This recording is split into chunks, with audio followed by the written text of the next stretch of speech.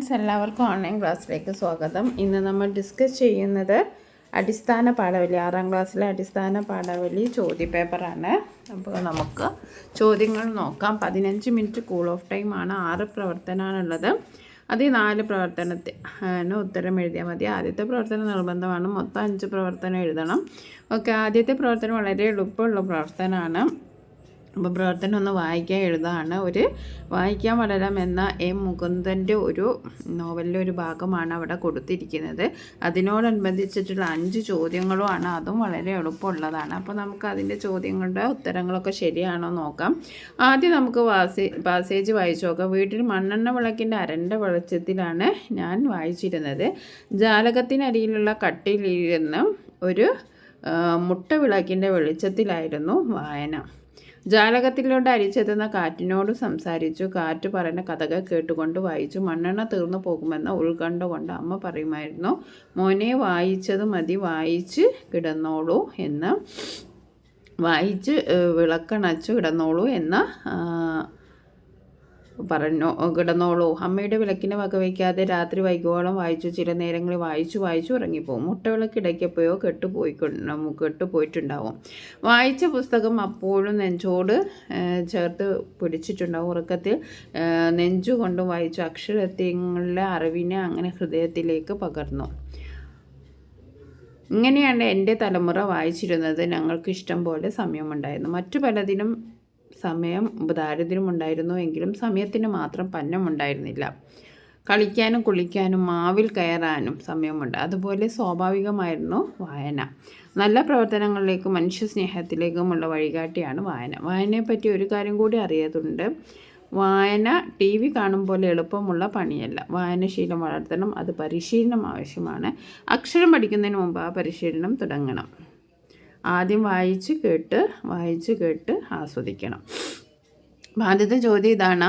വായിച്ചു കൊണ്ടിരിക്കുമ്പോൾ കഥ പറഞ്ഞത് ആരാണ്?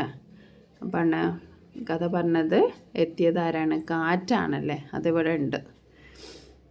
കാറ്റിനോട് സംസാരിച്ചു. കാറ്റ് പറഞ്ഞ കഥകൾ കേട്ടുകൊണ്ട് വായിച്ചു എന്ന്. അപ്പോൾ അത് കാറ്റാണ്.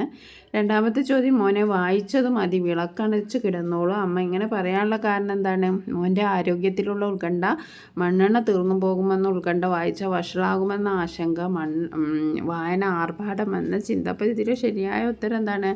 മണ്ണെണ്ണ തീർന്നു പോകുമെന്ന ഉത്കണ്ഠയാണ്. മണ്ണെണ്ണ തീർന്നു പോകുമെന്ന ഉത്കണ്ഠ കൊണ്ട് അമ്മ പറയുമായിരുന്നു എന്നാണ്.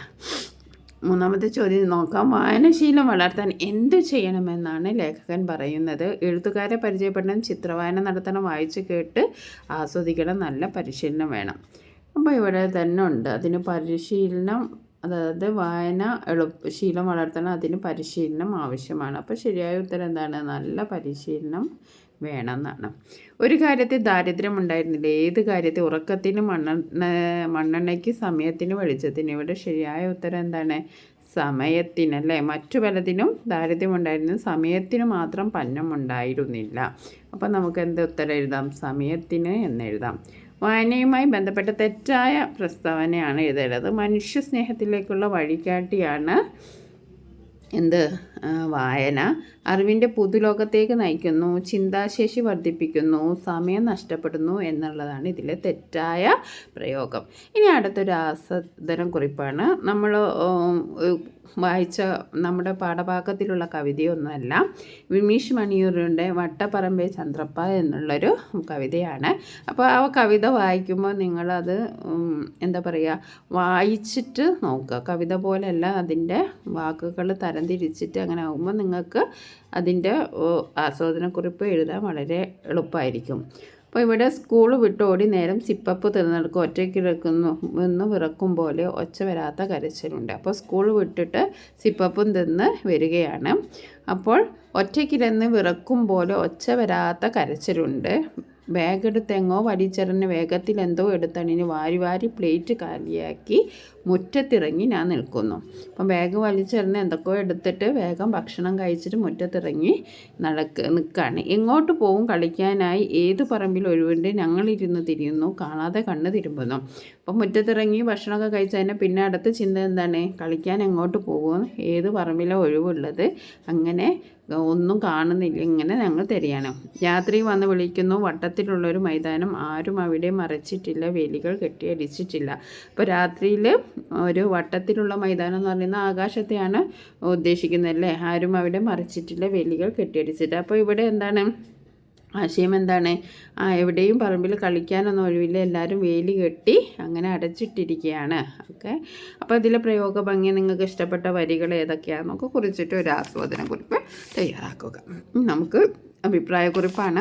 കമ്പനി ഓഫീസർമാരിൽ നിന്നും ഗുമസ്തന്മാരിൽ നിന്നും രക്ഷ നേടാൻ ഞങ്ങളുടെ കുട്ടികളുടെ തള്ളവിരൽ മുറിച്ച് ഗംഗാജിക്ക് എറിഞ്ഞു കൊടുത്തു. സ്വാതന്ത്ര്യത്തിന് വേണ്ടിയുള്ള തള്ളവിരലില്ലാത്ത ഗ്രാമത്തിലെ ആളുകൾ ചെയ്ത പ്രവൃത്തിയോട് നിങ്ങൾ യോജിക്കുന്നുണ്ടോ? നിങ്ങളുടെ അഭിപ്രായം കുറിപ്പായി എഴുതുക. അപ്പോൾ നമ്മൾ ഗോവർദ്ധനൻ്റെ യാത്രകൾ എന്ന പാഠഭാഗം വായിച്ചിട്ടുണ്ട്. അതിൽ തള്ളവിരലില്ലാത്ത ഗ്രാമത്തിൽ വളരെയധികം നമ്മൾ ചിന്തിപ്പിക്കുന്ന, അതേപോലെ തന്നെ വേദനിപ്പിക്കുന്ന ഒരു ഭാഗമാണല്ലേ. ബ്രിട്ടീഷുകാരുടെ ചൂഷണങ്ങൾക്കെതിരെ ഒരു കൂട്ടം തൊഴിലാളികളുടെ ശക്തമായ പ്രതികരണം വരച്ച് കാട്ടുന്ന നോവലാണ്. അപ്പോൾ അവിടെയുള്ള നെയ്ത്ത് തൊഴിലാളികൾ അധികാരികളുടെ ക്രൂരതയിൽ പ്രതിഷേധിച്ച് തള്ളവിരൽ മുറിച്ച് കളഞ്ഞവരാണ്. അപ്പോൾ അത് അവരുടെ അധികാരത്തിൻ്റെ അവർ ചെയ്ത പ്രവൃത്തിയിൽ ഗ്രാമങ്ങൾ ചെയ്ത പ്രവൃത്തി നിങ്ങൾ യോജിക്കുന്നുണ്ടോ എന്നാണ് യോജിച്ചത്. അപ്പോൾ അവരുടെ നിലനിൽപ്പിനും ബ്രിട്ടീഷുകാരുടെ ആ ക്രൂരതയിൽ നിന്നൊക്കെ രക്ഷപ്പെടാനാണ് അവർ തള്ളവിരൽ, അവർക്ക് വേറെ രക്ഷയില്ല. അതുകൊണ്ടാണ് അവർ, അഥവാ കൈവിരലുകൾ എന്ന് പറയുന്നത് എന്താണ്, ഒരു തള്ളവിരലില്ലാത്ത ആളുകളാണ് നമ്മളവിടെ കാണപ്പെടുന്നത്. അന്തരാക്കപ്പെടുകയും പിടിക്കപ്പെടുകയും ചെയ്യുന്ന ആളുകൾ യാതന അനുഭവിക്കുന്ന ഒരു ഗ്രാമം അല്ലേ. ഏത് വ്യവസ്ഥയും വ്യക്തിയെ സംബന്ധിച്ച് പ്രശ്നങ്ങൾ സൃഷ്ടിക്കുകയാണ്. അധികാരം കവർന്നെടുക്കുന്നത് വ്യക്തിയുടെ സ്വാതന്ത്ര്യത്തെയാണ്.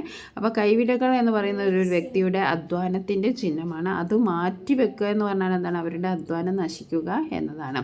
അപ്പോൾ കമ്പനി ഓഫീസർമാർ അധികാരം ഗ്രാമീണരെ അടിച്ചേൽക്കുമ്പോൾ വിരൽ മുറിച്ച് പ്രതിഷേധിക്കുകയാണ് അവർ അല്ലേ. എപ്പോഴാണ്? അപ്പോൾ അവരുടെ ഒരു പ്രതിഷേധ സൂചകമാണ് അത്. എപ്പോഴാണ് ഗോവർദ്ധൻ നെയ്ത്തുകാരുടെ ഗ്രാമത്തിൽ സൂര്യൻ ഉദിച്ചപ്പോൾ, വെയിൽ നന്നായി ചാഞ്ഞു കഴിഞ്ഞപ്പോൾ, രാത്രി നിലാവ് ഉദിച്ചപ്പോൾ, വെളിച്ചമായപ്പോൾ. അപ്പോൾ അദ്ദേഹം എപ്പോഴാണ് വരുന്നത്? ഏത് സമയത്താണ് വരുന്നത്? വായിച്ചിട്ടുണ്ടല്ലോ, വെയിൽ ചാഞ്ഞ് കഴിഞ്ഞപ്പോഴാണ് അല്ലെ. വെയിൽ ചാഞ്ഞ സമയത്താണ് അദ്ദേഹം എവിടെ എത്തുന്നത്? അവിടെ എത്തുന്നത്. അപ്പോൾ അതിനെ പറ്റിയിട്ട് കമ്പനി ഉദ്യോഗസ്ഥരെ ദല്ലാൾമാർ ഗ്രാമീണ നെയ്ത്തുകാരെ പീഡിപ്പിക്കുന്ന കാട്ടിൻ്റെ മുക്കാലികളുടെ രാത്രി എന്നാണ് ആ ഒരു രാത്രി അവർ പറഞ്ഞത്. കരാറനുസരിച്ച് നെയ്ത് കൊടുക്കാത്ത ഗ്രാമീണരെ അവർ ബലമായി പിടിച്ചു കൊണ്ടുപോയി മുക്കാലി കെട്ടിയിട്ട് മരിക്കുന്നവരെ അടിക്കും. ഇത് അധികം നടക്കുന്ന രാത്രികളാണ്.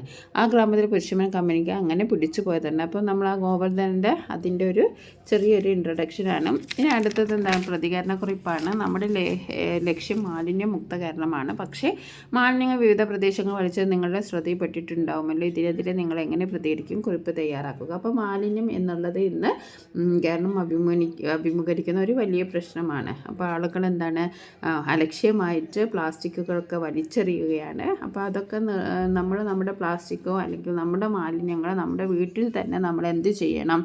വീട്ടിൽ തന്നെ സംസ്കരിക്കാനുള്ള ഇത് ചെയ്യണം. പ്ലാസ്റ്റിക്കുകൾ ഹരിതകർമ്മസേനയ്ക്ക് കൊടുക്കുക. പിന്നെ അജൈവ മാലിന്യങ്ങൾ നമ്മൾ അത് പ്രത്യേകം കൂടുകളിലാക്കിയിട്ട് അവർക്ക് കൈമാറുക. പിന്നെ ജൈവ മാലിന്യങ്ങൾ നമ്മൾ സംസ്കരണ കുഴി ഉണ്ടാക്കിയിട്ട് അതിലേക്ക് നിൽക്കുക. അപ്പം നമ്മുടെ വീട്ടിലുള്ള മാലിന്യങ്ങൾ തന്നെ നമ്മൾ നല്ല രീതിയിൽ സംസ്കരിച്ചെടുത്താൽ നമ്മുടെ നാട് നന്നാകും. അപ്പോൾ അതിനെക്കുറിച്ച് ചിലർ വലിച്ചെറിയുന്നത് നമ്മുടെ പ്രദേശത്തെ ആകമാനം നമ്മുടെ പുഴ മലിനീകരണത്തിനും അതേപോലെ തന്നെ ജലസ്രോതസ്സുകളുടെ മലിനീകരണത്തിനും അതേപോലെ പ്ലാസ്റ്റിക് കത്തിക്കുന്ന വായു മലിനീകരണത്തിനും ഇടയാകുന്ന ഇത്രയും പോയിൻറ്റ്സൊക്കെ നിങ്ങൾക്ക് എഴുതാം. പിന്നെ അടുത്ത എന്താണ്? ആരോ കരയുന്നത് കേട്ട് നട്ടപ്പാതെ അവർ നടുങ്ങിയിരുന്നു. ആര് കരയുന്നാക്കുമ്പോൾ കേട്ട് തേങ്ങകൾ വീട്ടമ്മ മഴ സംഗീതം. അപ്പോൾ എന്താണ്? മഴയാണല്ലേ. ഇനി അടുത്തത് വാഗ്മയ ചിത്രമാണ്. വലത് കൈയിൽ സന്തത സഹചാരിയായ മുളവടി, ഇടത് കൈയിൽ ഒരു കൊച്ചു പാണ്ഡം, മുടുവസ്ത്രമായി സുപരിചിതമായ ഒറ്റമുണ്ട്. യാത്രക്കൊരുങ്ങിയ ഗാന്ധിജിയെക്കുറിച്ചുള്ള വാഗ്മയ ചിത്രം നിങ്ങൾക്ക് പരിചയമായ ഇത്. അപ്പോൾ നമ്മൾ ഇന്നലെ തന്നെ ഒരു ഡിസ്കസ് ചെയ്തിരുന്നില്ല, മുത്തശ്ശിയുടെ ഒരു വാഗ്മയ ചിത്രം നമ്മൾ ഡിസ്കസ് ചെയ്തിരുന്നു. അപ്പോൾ നിങ്ങൾക്കത് പ്രത്യേകിച്ച് പറയേണ്ട ആവശ്യമില്ല, നിങ്ങൾക്കറിയാമല്ലേ. അപ്പോൾ വാഗ്മയ ചിത്രം എന്ന് പറയുമ്പോൾ എന്താണ്? നമ്മൾ ഒരു നമ്മളെ വാക്കുകളിലൂടെ ആ പറയുന്ന ആളുടെ ചിത്രം നമ്മുടെ മുന്നിലേക്ക് വരണം. അപ്പോൾ നമ്മൾ ഇന്നലെ എഴുതിയത് നിങ്ങൾക്ക് ഓർമ്മയുണ്ടാവും, നമ്മൾ മുത്തശ്ശിയുടെ ഒരു വാഗ്മയ ചിത്രമാണ്. അതേപോലെ തന്നെ ബാലഗംഗാധര തിലകിൻ്റെ 2 വാഗ്മയ ചിത്രങ്ങൾ നമ്മൾ ഡിസ്കസ് ചെയ്തിരുന്നു. അപ്പോൾ നിങ്ങൾക്ക് മുത്തശ്ശൻ്റെയോ വാഗ്മയ ചിത്രം നിങ്ങൾക്ക് എഴുതിയിട്ടുണ്ടാവും എന്ന് കരുതാണ്. ഇനി അടുത്ത വിശകലന കുറിപ്പാണ്. വിശകലന കുറിപ്പിൽ എന്താണ്? അത്തം പുലർന്ന് വിടർന്നു കാണുമ്പോൾ മുറ്റത്ത് പൂക്കളം ഇടണ്ടേ, മുറ്റത്തിന് ആഹ്ലാദം എന്നോണമായി മുറ്റമില്ലാത്ത നാം എന്ത് ചെയ്യുന്നു? നെടുമുടി ഹരികുമാർ. ഫ്ലാറ്റിൽ ഓണം ആഘോഷിക്കുന്നതിൻ്റെ അവലാതിയാണ് വരികൾ. ഓണാനുഭവങ്ങളുടെ അടിസ്ഥാനത്തിൽ കവിത വിശകലനം ചെയ്ത് കുറിപ്പ് തയ്യാറാക്കുക. അപ്പോൾ നമ്മുടെ ഇതിൽ നെടുമുടി ഹരികുമാറിൻ്റെ ഫ്ലാറ്റിൽ ഓണത്തിനെ കുറിച്ചിട്ടാണ് പറയുന്നത് അല്ലേ. അപ്പോൾ നമ്മൾ എന്താണ് ഫ്ലാറ്റിൽ, അതായത് ഇന്നെന്ന് വെച്ചിട്ടുണ്ടെങ്കിൽ പണ്ട് എങ്ങനെയായിരുന്നു, തൊടിയിലെ പൂക്കൾ കൊണ്ട് ഓണപ്പൂക്കളം ഒരുക്കുകയാണ്. പിന്നെ നമ്മുടെ വീട്ടിലുണ്ടാക്കിയ അല്ലെങ്കിൽ നമ്മുടെ നാട്ടിലുണ്ടാക്കുന്ന കാർഷിക വിഭവങ്ങൾ ഉപയോഗിച്ച് ഉപ്പേരി വറക്കൽ അങ്ങനെയൊക്കെ ആയിരുന്നു അന്നത്തെ പ്രധാനമായിട്ടുള്ള പരിപാടി. പക്ഷേ ഇന്നെന്താണ്, ഇന്ന് ചെടിയില്ല, ചെടി ആരും നട്ടു വളർത്തുന്നില്ല. ചെടി നട്ടു വളർത്തുമ്പോൾ നമ്മൾ എങ്ങനെയാണ് പൂന്നുള്ളുക അല്ലേ? ഒരു വയലിലും നമ്മൾ കൃഷി ഒരുക്കുന്നില്ല ഓണച്ചോറിനായിട്ട്. അങ്ങനെ പഴവും തുണിയും മാത്രമല്ല കളിപ്പാട്ടങ്ങളും നമുക്കായി അന്യനാട്ടിൽ നിന്ന് എത്തുകയാണ്. മനസ്സിൽ പരസ്പര സ്നേഹമുണ്ടോ എന്ന് തന്നെ സംശയമാണ്. അപ്പം മുറ്റവും അതേപോലെ തന്നെ ഈ നെടുമുടി ഹരികുമാറിൻ്റെ കവിതയിൽ പറയുന്നത് എന്താണ്, മുറ്റവും ആഹ്ലാദവും നഷ്ടപ്പെടുത്തി 7ാം മാളിക മുകളിൽ നമ്മൾ ഫ്ലാറ്റ് ഓണം കൊള്ളുകയാണ്. അപ്പം കൂട്ടുകാരെന്താണ് പറയേണ്ടത്? നഗരവൽക്കരണത്തിൻ്റെ ബഹളമായിട്ട് നമുക്ക് കൃഷിയും നഷ്ടപ്പെട്ടു, ഗ്രാമങ്ങളും നഷ്ടപ്പെട്ടു, നന്മയുള്ള മനസ്സും നമുക്ക് നഷ്ടപ്പെട്ടുകൊണ്ടിരിക്കുകയാണല്ലേ. നമുക്ക് നമ്മളെ ഗ്രാമങ്ങളെ സ്വപ്നം കാണാൻ, നന്മകളെ തിരിച്ചു കൊണ്ടുവരാൻ, കാണാൻ വിൽക്കാതെ നമുക്ക് ഓണം ഉണ്ണാൻ വേണ്ടി അധ്വാനത്തിൻ്റെ മഹത്വം തിരിച്ചറിയാം. മലയാള മണ്ണിൽ വീണ്ടും പൊന്നു വിളയിക്കാം. കാർഷിക സംസ്കാരത്തിൻ്റെ ഉത്സവമായ ഓണത്തിൻ്റെ ഗ്രാമീണ ചൈതന്യം വീണ്ടെടുക്കാനായി നമുക്ക് ഒരുമിച്ച് പ്രവർത്തിക്കാം. ശുദ്ധവായും ശുദ്ധജലവും വിഷം കലരാത്ത ഭക്ഷ്യവസ്തുക്കളും കാപ്പട്യമില്ലാത്ത മനസ്സും നമുക്ക് സ്വത്താക്കി മാറ്റാം. അങ്ങനെ മാവാലി നാടിനെ നമുക്ക് യാഥാർത്ഥമാക്കാം. അപ്പം നമ്മൾ കൃഷിയെ ആശ്രയിച്ച് ജീവിച്ചവരാണ് കേരളീയർ. പാടത്തും പറമ്പിലും കിട്ടിയിരുന്ന പാടത്തും പറമ്പിലും ഏത് കാലം പണിയെടുത്തിട്ട് അവർക്ക് കിട്ടുന്ന ഒരു വിശ്രമ വേളയാണ് ഓണം. അപ്പോൾ ആ ഓണത്തിനായിട്ട് എല്ലാവരും നെല്ല് കരുതി വെച്ചിട്ടുണ്ടാവും. ഇല്ലാത്തവന് കടം കൊള്ളും, ഉള്ളവൻ ഇല്ലാത്തതിന് കൊടുക്കും. പിന്നെ തൊടിയിലെ പൂക്കൾ കൊണ്ട് ഓണപ്പൂക്കളം ഒരുക്കും. പക്ഷേ ഇന്ന് അതെല്ലാം അന്യം നിന്ന് പോയിക്കൊണ്ടിരിക്കുകയാണ് എന്നാണ് നമുക്ക് ഇന്ന് മനസ്സിലാകുന്നത്. ഇനി അടുത്തത് ഇത് ഉരപ്പ് പകർത്ത ഒരു ഉത്സവമാണ്. എന്തിനെക്കുറിച്ചാണ് അവിടെ പറയുന്നത്? നെല്ലുകുത്ത, ഉമ്മിപ്പാറ്റൽ, നെല്ല് പുഴുങ്ങൾ, ഉപ്പേരി ഉണ്ടാക്കുക. അപ്പോൾ അതെന്താണ്? നെല്ല് കുത്തലാണ് കേട്ടോ. ഉരപ്പുര എന്ന് പറഞ്ഞിട്ട് നെല്ല് കുത്തുന്ന സ്ഥലത്തിനാണ് ഉരപ്പുര എന്ന് പറയുന്നത്. അപ്പോൾ നെല്ല് കുത്തലുമായിട്ട് ബന്ധപ്പെട്ടൊരു കുറിപ്പാണ്. അപ്പോൾ കൂട്ടുകാർക്ക് വളരെ എളുപ്പം തന്നെ ആയിരിക്കും. നിങ്ങൾ മോഡൽ ക്വസ്റ്റ്യൻ പേപ്പറും പ്രീവിയസ് ക്വസ്റ്റ്യൻ പേപ്പറും ഒക്കെ ഡിസ്കസ് ചെയ്തിട്ടുണ്ടെങ്കിൽ നിങ്ങൾക്ക് എന്തായാലും 4 ആക്ടിവിറ്റീസൊക്കെ സുഖമായിട്ട് എഴുതാറുള്ള കാര്യങ്ങളൊക്കെ കിട്ടിയിട്ടുണ്ടാകുന്ന കരുതാണ്. പരീക്ഷ എങ്ങനെയായിരുന്നു, എളുപ്പമുണ്ടോ എന്ന് നിങ്ങൾ കമൻറ്റ് ബോക്സിൽ അറിയിക്കുക. എൻ്റെ എല്ലാ കൂട്ടുകാർക്കും ഹൃദ്യമായ നമസ്കാരം. ഇനി നമുക്ക് അടുത്ത വീഡിയോയിൽ വീണ്ടും കാണാം. നിങ്ങൾക്ക് വീഡിയോ ഇഷ്ടപ്പെട്ടെങ്കിൽ ഒന്ന് ലൈക്ക് ചെയ്യാൻ മറക്കരുത്. അതേപോലെ തന്നെ 6ാം ക്ലാസ് പഠിക്കുന്ന നിങ്ങളുടെ കൂട്ടുകാർക്ക് ഒന്ന് ഷെയർ ചെയ്ത് കൊടുക്കുക. താങ്ക്